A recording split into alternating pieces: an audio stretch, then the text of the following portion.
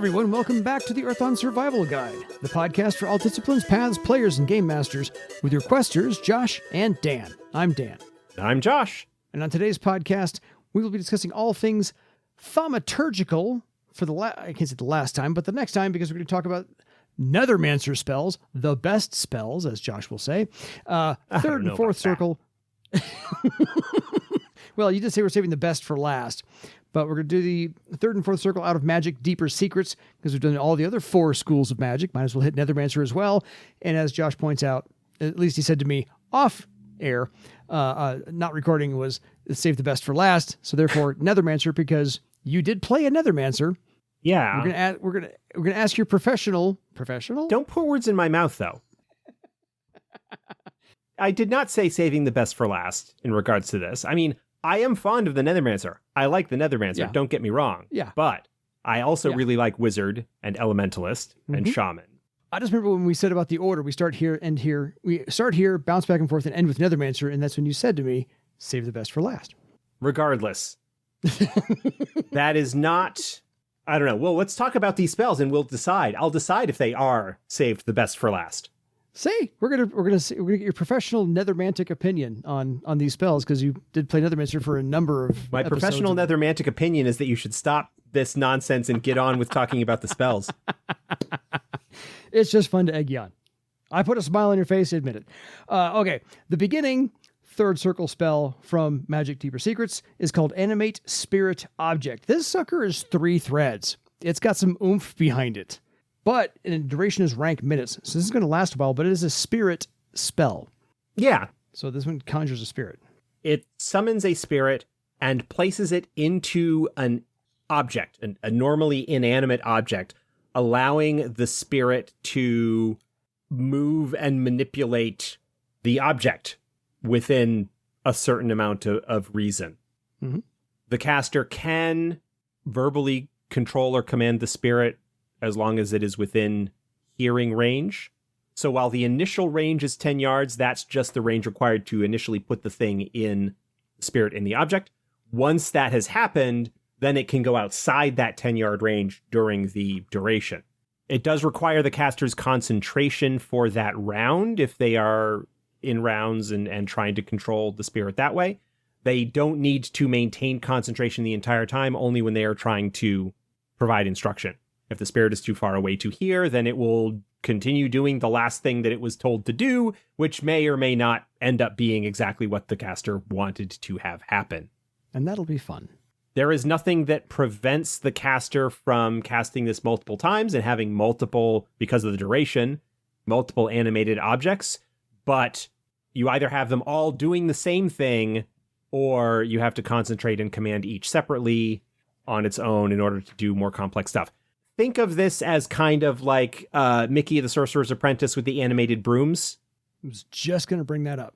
You could use it to have a spirit animate a statue, for example, if you want to kind of talk about classic living statues or golem-type entities from fantasy and folklore. Yeah. This kind of allows you to do that. If you summon a spirit to inhabit the statue, it can then animate and move the statue.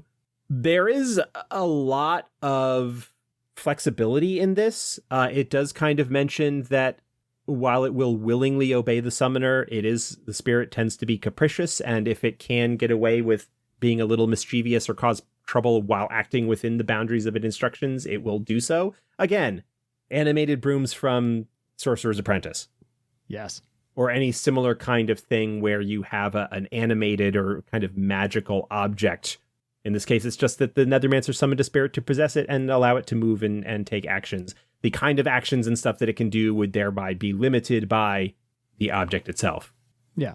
So, take a spirit and put him in a teacup and have it roll across the table or something. It's little cool. things like that. There is obviously a lot of potential here. And a lot of interpretation. A lot of interpretation, a lot of creative potential. Yeah, so do your planning while you're weaving those 3 threads. On to Astral Whisper, a 0-thread spell at third circle. And I love that this just kind of listens to astral space, kind of like looking for a signal-to-noise ratio. Yeah. Normally, when you are using astral sensing, astral sight, to perceive astral space. You can see astral presences and astral entities that are there, and could tell, potentially, that there is something that is in astral space only because I see its presence astrally, but there is nothing within the physical world to correspond to it. But for the most part, astral sensing doesn't really allow speech or communication or anything along those lines. Spirit talk, for example, could allow you to communicate, but what Astral Whisper does is it essentially extends a form of audible Presences? astral sensing. Yeah. It basically allows you to hear things that are in astral space. So you could potentially hear any kinds of things, noises that a spirit or horror or other astral entity might be making. Yeah. It is possible that using this in a bad location, in a highly corrupted area, is not a wise idea. Very kind of flavorful spell. I'll be honest, I'm not sure ultimately how useful this is. Fair. Maybe in conjunction with some other stuff, it's more useful. I'm not sure what it allows that more bog standard astral sensing doesn't, because it's still gotta beat the mystic defense of whatever you're trying to perceive, which is the same thing that astral sensing does. So yeah, I'm not sure. It's a cool, flavorful spell. I'm just not sure what you're supposed to do with it. Fair. Absolutely fair cop. If anybody has any good ideas or you used it before to good effect, let us know. We'd like to hear how these things are interpreted and work out. On to Bone Dance. This one does ring a bell to me that Bone Dance has been re-sleeved, reskinned, and brought back to us. Bone Dance was originally, I think, maybe a second circle spell in previous editions. Here where it got bumped up to third. Yeah. Let's see, Bone Dance. It used to be a first circle Nethermancer spell. It's first circle. Okay. I knew it was low circle. I didn't remember whether it was first or second offhand, and I didn't have my my original book handy to look it up. That's fine. Essentially, this takes control of the target being's skeleton, somewhat moving them against their will. The skinning on this is slightly different than I think the original. In this case, it is binding a bone spirit into the target's skeleton. And basically there's sort of a challenge of wills, for lack of a better term, between the target and the spirit that is possessing their skeleton. Mm-hmm. If the spirit wins, then it can haphazardly move the target in a random direction. So it hampers and limits the target's ability to move and makes them harried as well. Absolutely. I remember Bone Dance first circle. This was always fun for the Nethermancers to use because I can't say it incapacitated a target, but it definitely made it harder for them to accomplish anything if they were successful in.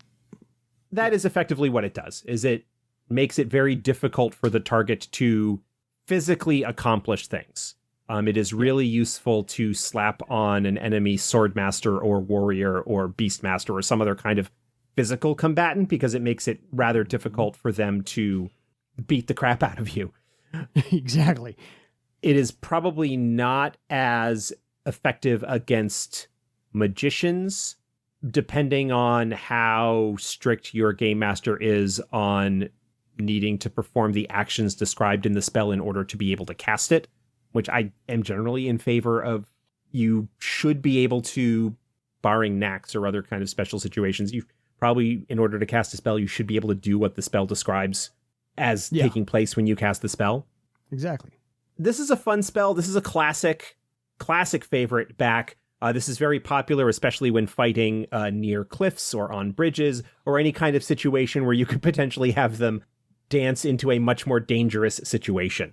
Absolutely. And just to clarify, the beginning spell, Animate Spirit Object, and the other spell, Astral Whisper, were both formerly at 5th circle in previous editions. They've been moved up in your progression to 3rd to make them available a little sooner for you. So our next spell is called Pattern Spike. And as far as I can tell, this one is new. Yeah, this one is new. This is a 0-thread damage-dealing spell with a range of 20 yards, so it's actually a reasonably decent range on it. like a lot of other damage-dealing spells, this deals damage, but also has a secondary effect.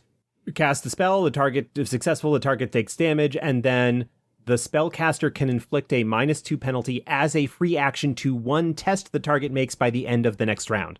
So they basically get to sort of, for lack of a better term, interrupt a target's action and impose a -2 penalty on that one test, which is kind of useful, like having the flexibility to do that. Yeah. This can be used after the action test result is determined, but it must be used on before any subsequent effects from that test. For example, once a damage test result is determined, the penalty cannot be applied to the attack test that caused it. And if you don't use the penalty by the end of the subsequent round, then you don't get to use it. You can't sort of bank it in that way. But this is a cool little spell. Logical. I really like this. Yeah. It's a cool little spell. Yeah, it's a nice little combat applicable spell for 0 threat at third circle. I dig it. I really do. The fact that you could conceivably use it to penalize a test after the roll has already been made, in which case I would just apply it as a flat penalty to the result rather than have them re-roll the test at the reduced step. But this could be a situation where like somebody's coming in and you realize that they attacked and that sword blow just barely hit them. You can apply that -2 penalty to turn that hit into a miss, potentially. Yeah. That's the sort of thing that you could do with this. And so having that almost kind of like, again, interrupt ability is potentially useful. Yeah. So in that case, since you're saying instead of having them re-roll it, and I want to clarify for the listeners, would you take that -2 as a -2 successes and so therefore take 10 off of the No. It's a -2 to the result. Okay. Not successes. Double checking. Okay. Yeah. So let's say that one of your friends is getting attacked by a creature and it's got a step 10 attack test, right? And you had previously cast Pattern Spike and successfully cast it, so you have that -2 holding. You can either decide to impose that penalty before they make the roll, in which case I would have it drop from a step 10, say, down to a step 8. Makes sense. Or you could wait and see what the result of the test was and decide to impose it afterwards, in which case, let's say that they rolled a 13 on the attack test. Yeah. If you decided to do the penalty at that point, it would drop the 13 down to an 11, which could potentially turn a hit into a miss. It could make a potential of like subsequent avoid blow test a little bit easier to succeed, as long as you haven't done sort of a subsequent test as in response to what that was. You kind of need to take care of that most recent test, or you could even impose it on on like an enemy's avoid blow test. Yeah. To potentially make it so that where they might have avoided, but make it harder for them to avoid, or something along those lines. There's a lot of flexibility that can come into play here. It does require maybe a little bit of numbers gaming, just in terms of a sense of, do I want to save this to turn a near hit into a miss, or do I want to use it just to make something more difficult to begin with? Yeah. So I'm here to ask the dumb questions so that we don't get an email later. Yeah. So I wanted to make sure that sentence. I understand the question, but I don't see how somebody could read this and think that it is reducing the number of successes rolled. Every once in a while, I get some weird questions elsewhere. Anyway, so on to Spirit Double, the last new third circle spell. Actually, has been re-skinned. It used to be a third circle spell, still a third circle spell. Not a lot of change there. Didn't even change the title of it. So I think Morgan took a day off in rewriting this one because it just happens to be in the same spot. I wouldn't say that. It's a good spell. I'm teasing Morgan. Yeah, it's a spirit and a summoning spell. So yeah, it summons a spirit to look like the caster so that there is a duplicate. It can act as a decoy. It can take actions. It's not very effective in combat, except perhaps as a distraction or additional target. Yeah. But yeah, it can be an extra pair of hands for a short period of time. It possesses the same attribute values as the caster, but it doesn't know any magical abilities or skills. So it can kind of do fairly basic things. If you suspect something might be trapped, you could use the Spirit Double to go and deal with that in some capacity. Yeah. And it does say that they are useless in combat, immediately fleeing at any danger. And any damage inflicted on the spirit immediately ends the spell. So again, this is not a mirror image kind of thing where I summon this up in combat in order to give an additional target for enemies. This is just basically to give you an extra pair of hands or to do things that you may not want to risk yourself because of potential hazards. Exactly. So I like it. It's a spirit double's the perfect name for it as well, because it's just a spirit doppelganger, and you get to ask it to do what you need help with. So it's good for downtime type stuff. So that's all the third circle out of Magic Deeper Secrets. That's what, 5? So are any of those going to supplant, replace, take precedence over anything from the player's guide? And to refresh the listener who does not have the list handy, because I do. Or me. Arrow of Night, or you. Arrow of Night, Aspect of the Bone Spirit, Aspect of the Cowardly Skulk, Fog of Fear, which I know nothing's going to supplant that one, Grave Message, Pain, and Summon Bone Spirit. Grave Message is a generally low priority spell for me anyway, because I think that requires bone circles or graveyard to graveyard, something like that. Bone Circle, yep. The aspect spells tend not to be a huge priority for me. Mm-hmm. I don't recall what the aspect of the Bone Spirit. I think it just provides like bonuses in combat. I think the Bone Spirit one does. Cowardly Skulk, I know, is like it gives bonuses to hiding and stealth and whatnot, but if you are spotted, then it causes problems. Yeah. So... yeah, Aspect of the Bone Spirit basically gives the target +4 Mystic Defense and Mystic Armor. Okay, yeah, so it provides some Mystic enhancement. Yeah, that's at the expense of being possessed by a spirit. Yeah. The bonuses are higher compared to what they would be for normal effects at that level, but... mm-hmm. Pain. So, no, Pain is great. Yeah. Pain would not be supplanted. I would say Bone Dance, Pattern Spike, and Spirit Double are all pretty good and would take any of those before Grave Message and probably even the 2 aspect spells. Fair. Because, Summon Bone Spirit is just right at the Nethermancer's alley. Fog of Fear and Pain, don't touch those at all. Fog of Fear and Pain are really good. Animate Spirit Object is cool, but I don't know that I would necessarily give that a huge priority. It's really flexible. Astral Whisper, I don't know. I'm not clever enough to come up with a use case for it off the top of my head. Fair. Not to say it doesn't have one, but I just don't find it a particularly interesting spell to have as a player, as thematically flavorful as it might be for the Nethermancer. Yeah. And then Arrow of Night from the player's guide, I think, is the... I really like Arrow of Night. Arrow of Night's fantastic. Spell. Yeah, we're not touching that at all. That stays right where that stays. Yeah, no, Arrow of Night is great because it's one of the few spells like Flame Weapon and whatnot that provide a damage bonus to melee weapons. Arrow of Night does a really nice bonus to missile weapons. It's like a +6 bonus or something. It is. It's ridiculous +6. Like that. I remember I used that a lot when I was playing Virag in the podcast game. Yes. So yeah, like I think this may be, if I'm thinking about it, this may be the first time that I have said, oh yeah, there are spells in Deeper Secrets that I would take over spells out of the player's guide. Yeah. I think we may have been saving the best for last. And more than just one of them. And more than just and more than just one of them. I mean, Spirit Double, it's useful, but I can, like Spirit Double and Animate Spirit Object, I would probably put on equivalent level. But Pattern Spike and Bone Dance is a classic. Yeah. And Pattern Spike it's a mid-range damage dealing spell that has a really cool secondary effect. Mm-hmm. Yeah, so those two, I'm with you entirely. I don't play Nethermancer, and you have before. So, A, trust you, and B, I agree with you. So that's not why you have me on the podcast. On to our 4th circle spells. We've got 1, 2, 3, 4, 5, 6. 6 of them. So the first one is Aspect of the Shadow Hunter. That is new, because Aspect spells are all new for 4th edition. There's no... Yeah. That one was not brought back. That's what I was looking up. So yes. But it's a 3-thread spell for 4th circle, and this summons a Hunter Spirit, which just sounds badass enough. It lasts for rank hours. It's part of the reason why it has so many threads. If successful, the target is imbued with the Hunter Spirit. The target then proceeds to track down their quarry, which must be one individual, not a group. If the target does not know the quarry's name or have some of their blood, even just a smear, all benefits that they get are halved. If the quarry's location is known and locating them is unnecessary, then the spell automatically fails.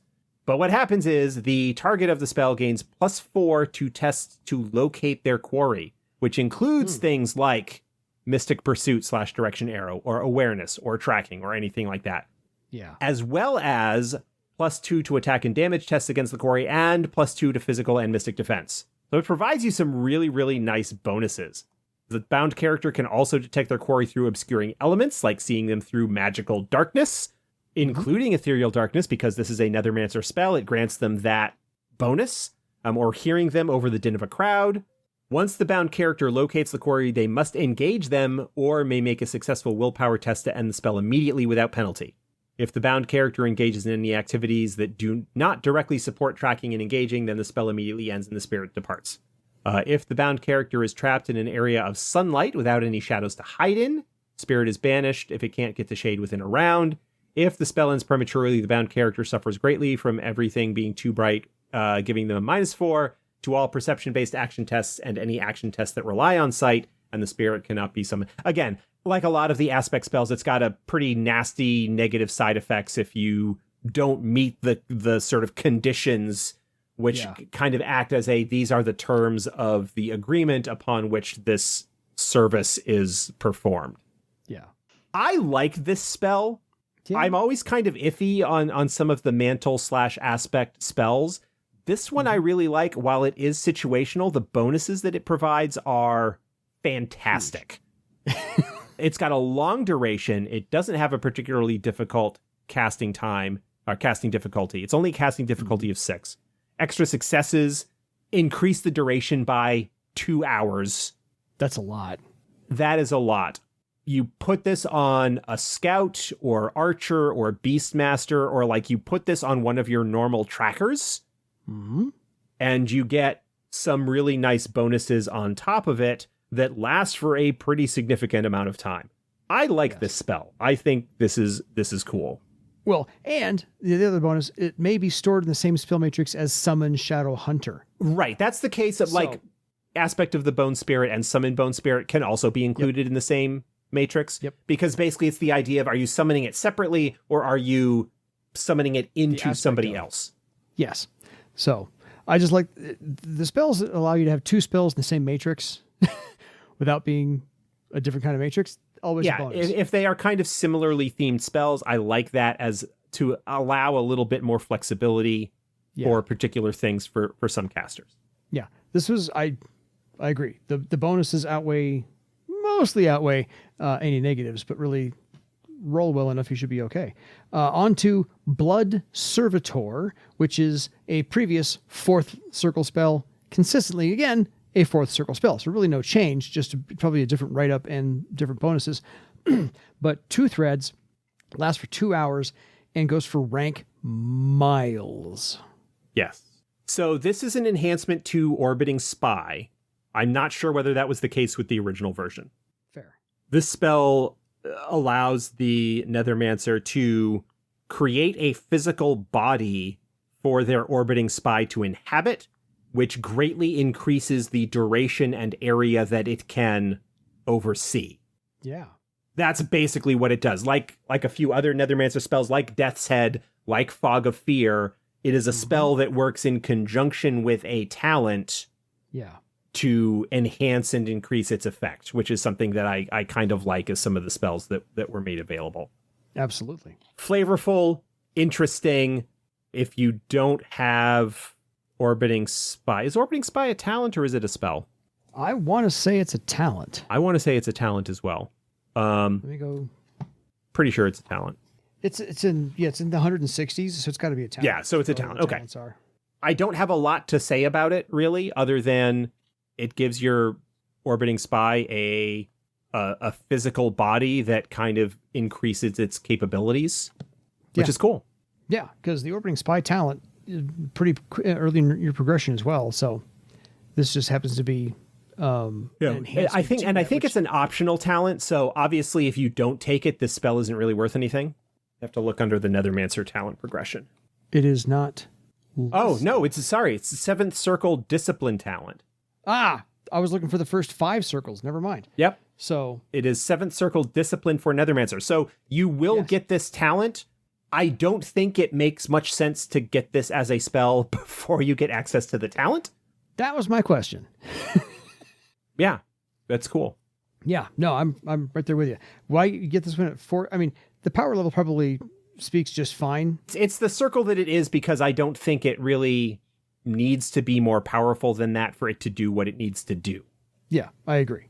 So might as well make it available here when you can get it. But since you don't get that till 7th, probably also since you're only paying for a 4th circle spell with your legend points anymore, probably to enhance your 7th circle talent, it's pretty cheap.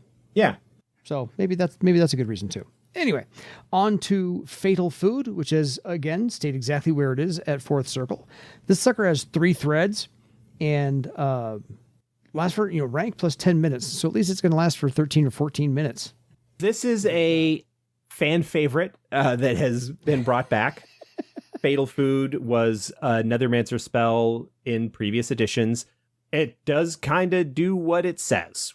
It has 3 threads in part because you need to kind of attach it to 3 different food items. Once the foods get mixed together, once the target eats all 3 of them, no matter how much of each they might eat, they are affected by the spell. This version in 4th edition makes them poisonous with a pretty nasty effect. It's Nethermancer Circle plus 8, so it is a rather nasty poison with an interval of 8, which means it makes 8 tests against the target. Obviously, you make the normal poison resistance test, so it's possible that the target may be able to shake off and not get the full effect of it. But where it's a 4th circle spell, you're looking at a minimum difficulty 12, so that's already a not tough insignificant poison. I think the original version had the food explode when you ate it, when you mixed everything together, as opposed to it being poisonous. I don't remember whether it was in the original core book or whether it was something that came up in Arcane Mysteries. That just sounds nastier. Yeah, I for some reason that's popping to mind. But yeah, the idea was that each individual food item on its own doesn't do anything, but once they are all consumed and sort of mixed together, then the effect happens. It's kind of like the Joker products from the original Batman movie where, just shampoo on its own is not good, but shampoo plus deodorant plus this thing, the toothpaste, that combines into the deadly thing that Joker wanted it to be. So I think Fatal Food, owing a touch of inspiration from that. Yes, 3 different foods. Once they finally eat all 3, there you go. 2, they'll be all right, maybe. Yeah. But not bad. Forget Hunger is the next spell, and Morgan's notes on this say that it was replaced by the 4th circle Nethermancer spell, Forget Hunger, and the 8th circle Shaman spell, Hunger Pangs, in Deeper Secrets. So I think this one pretty much stays where it is. Yeah, I'm not sure. I can delete that comment. That's worthless. Anyway, this basically just tells people not to be as hungry as they are. Well, yeah. So this spell, the target of the spell no longer feels hunger. In fact, if they eat, they feel sick. This is not a spell that is designed to allow people to go without eating for a long period of time, as you might suspect. Yes. This is a spell that makes it difficult for people to eat, and as a result, they accumulate penalties the longer that they go without eating. Yeah. So it lasts for rank days, so it does last for a while. If the target goes 3 days without food, they grow weary and suffer -1 to action test. For each additional day without food, that penalty increases by an additional 1. And each day, the Game Master makes a test using the step equal to the number of consecutive days the target has gone without food, causing damage to the target with no armor protection. So it basically makes it so that somebody doesn't want to eat and causes them damage, and if they go for a longer period of time, start suffering penalties as a result of it.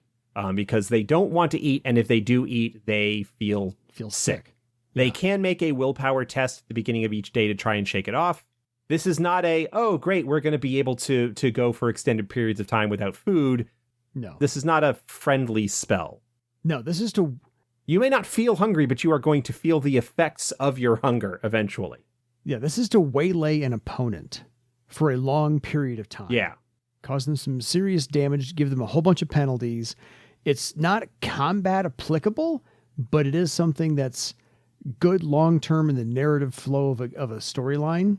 But it's not really going to probably cause a lot of damage, but over a long period of time, yeah, the penalties can kind of rack up on it.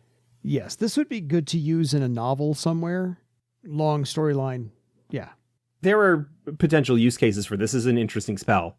Yes. Yeah. Again, more narrative, not combat. And I'm okay with that because... Yeah. Well, yeah. Oh, no, absolutely.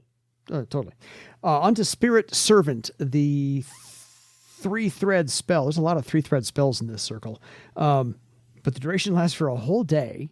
And it's a spirit spell and a summoning spell. So this has a lot going on. Yeah. And you basically conjure something to do your bidding. This is pretty straightforward. It summons a spirit that will do what you ask it to do. Ta-da! It is unnamed, generally. It can be named, but generally it's not. Mm-hmm. It can serve as a skilled assistant, though unnamed spirits are limited tasks no more complicated than a butler could perform. They can carry up to 50 pounds. They're intelligent and capable of speech, though they're usually quiet. It's not uncommon for Nethermancers to become attached to a particular spirit that they repeatedly summon using this spell. It retreats if attacked, so it's not any good in combat. Mm-hmm. This is kind of like Spirit Double, but better. Yeah. Spirit. It is also summoning a spirit that can do stuff for you, but it is more capable than what a Spirit Double is capable of. Yes. Yeah. The Spirit Double is more like a mannequin that's helpful. This is actually a fully realized, movable thing. Yeah. This is very thematic. This plays into the idea of Nethermancers having spirits that serve them to do various tasks. Absolutely. Only one instant. You can't use this to have multiple spirit servants. You can only have one active at a time. But it basically allows you to do something that sort of narratively Nethermancers are expected to do without having to deal with the more traditional summoning rules. Yeah. And it lasts for a whole day. At least. Yes. Each extra success extends the duration by an additional day. Yeah, because Spirit Double only lasts for rank minutes. So Right. it's a big honking difference. This is a very notable step up from Spirit Double. Absolutely. On to the last spell in the 4th circle of Magic Deeper Secrets, Summon Shadow Hunter. The only change to this was it basically, I think, stayed at the exact same circle. No. It went from 5th circle previously to now 4th circle and just added the summon moniker at the very beginning. Right, because the original spell was just Shadow Hunter. Yes. This got sort of rebuilt that, like a lot of the aspect spells, it both has the summon, so you can just summon the straight spirit, but you could also do the aspect to put it into a target. Yeah. So this kind of does the similar thing that aspect of the Shadow Hunter does, the only difference being that it's an independent spirit as opposed to being bound into someone. It also isn't, in some regards, isn't quite as effective. But this does the hunting for you. Yeah, it sort of does the hunting and pursuit for you. It makes tests to locate quarry at step 8, and there's a -2 penalty if you don't have appropriate information on that. It does not have any kind of combat enhancement or anything like that. It just simply tracks the target, whereas the aspect provides you with additional bonuses to defense and other things. Yeah. The advantage that this has is that if the caster has multiple things that link the target, then the bonuses the spirit get even better, and the caster can spend their karma on those hunting tests. Yeah. I think rather than binding it into a specific individual, this is just summoning the spirit on its own to go and track somebody for you. I was going to say that's the difference I see is that aspect of the Shadow Hunter is if you have somebody in your party who can track, you would like to enhance, versus summon Shadow Hunters if you don't have anybody in your party who can do the tracking, then this will take care of it for you. Right. And this lasts, rank hours. So at least for the next 4 hours minimum, because you're getting this at 4th circle, presumably your ranks are 4th, at least 4 hours it'll do something for you to help locate your quarry. Extra successes increase the duration just like it does with aspect of the Shadow Hunter. So yeah, so not a bad spell. Again, if you don't have a tracker or somebody who can track in your party, this is a good one to have. So I think, we got 1, 2, 3, 4, 5, 6 spells here at 4th circle. Anything supplanting or replacing what's in the player's guide. And I'll run that down for everybody again, because again, they don't have the list in front of them like I do. Aspect of the Menacing Tyrant, Dark Spy, Evil Eye, Last Chance, Night Flyer's Cloak, or Viewpoint. Viewpoint is interesting, but I don't know that I would give it a high priority. Spirit Servant here at Fourth Circle is kind of cool. It's one that I would be inclined to take purely for its sort of narrative and thematic appropriateness and the ability to have a spirit butler. Totally. And then the Shadow Hunter spells, Summon Shadow Hunter and Aspect of the Shadow Hunter, I think are both kind of cool. Mm-hmm. Whether I actually would take those early would depend on the type of game that we were playing. Would those tracking benefits be helpful? I'd be more inclined, especially if we didn't have a Beastmaster or Scout or somebody like that who would be a tracker, probably looking maybe to take Summon Shadow Hunter a little bit earlier to make that something that is in the Magician's Toolkit. Mm-hmm. And then Aspect of the Shadow Hunter if we had somebody in the group and I wanted to make them even better at doing it. Fair. So, I will say now that we have gone through those and gone, oh yeah, there are spells here that I would potentially take over the ones in the player's guide. Easy choices to make. Oh yeah, I would absolutely take this. I think it may be fair to say, unintentionally or not, we did save the best for last. Certainly at these third and fourth circle spells, there was some real gems in there. I mean, I like Fatal Food. I like Blood Servitor, but like I said, Blood Servitor, I don't know that I would feel any need to pick that up until I actually had Orbiting Spy as a talent, which isn't until 7th Circle. You can wait on that. Forget Hunger is cool, but again, not one that has a hugely interesting dramatic effect right away. So yeah, it's useful in the right circumstances. Yeah. All spells are circumstantial, but as a thematic thing, like I said, that belongs in a short story or novel somewhere used for a really specific type of game, or the plot of a very specific game, where you're traveling with somebody you don't necessarily like a whole lot. Fantastic. Yeah. So yeah, good. Yeah. I like all of these, and I find it hilarious that most of these are just renamed or tweaked a little bit, but mostly stayed from 4th Circle to 4th Circle. One was moved up from 5th to 4th. Other than that, yeah, I think one of them is new. So I think it was one of those, they weren't broken a whole lot to begin with. They just got Band-Aids, they just got brought back from, exactly. Brought back from obscurity. So I like all of these. I think all 5 of the spellcasters have very nice spell kits now that Deeper Secrets is out. I'm hoping everybody is enjoying all of these spells. Same. So, I would look forward to Virag's new loaded out kit to see what Virag would do with all these. I don't know. I am so long from having played her that I really am not sure. Fair. So until next time, folks, go cast some Spirit Servants for your legend. Good night, everybody.